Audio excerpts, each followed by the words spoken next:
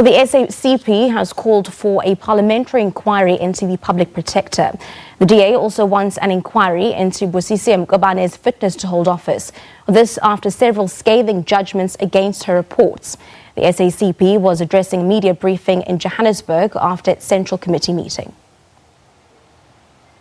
As calls intensify for the axing of the public protector, the SACP has added its voice.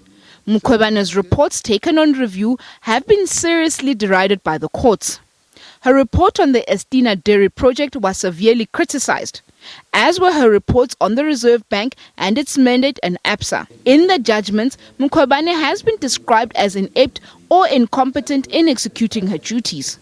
Now the SACP has weighed in.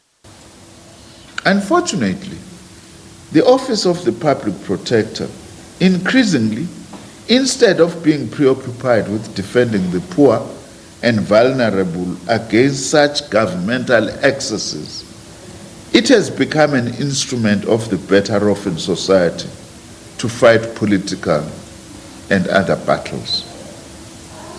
It is for these reasons that the SACP is seriously concerned about the constant scathing court judgments against the current public protector, Ms. Busisiwe Mkhwebane. The SACP therefore believes that it is imperative for Parliament to carry out a fair and impartial inquiry into her suitability to hold this important office. On the Reserve Bank debacle, the SACP says economic challenges required sober discussions and debate.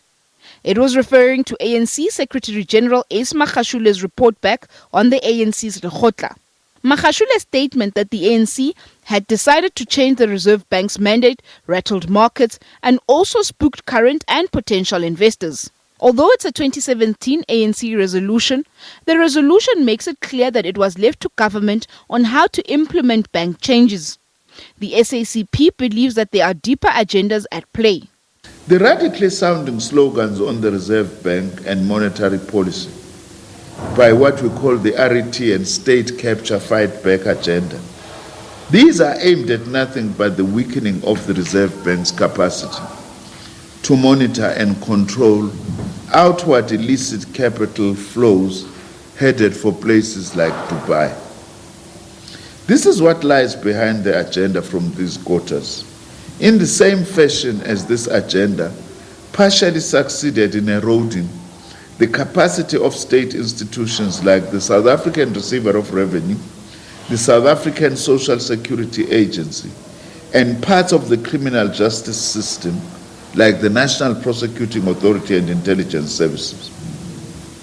The public protector's overreach as well on the Reserve Bank fell squarely within this radically sounding agenda to capture the bank for perverse agendas. The SACP was speaking after its Central Executive Committee meeting. Mahlaku Komane, SABC News, Johannesburg. All right,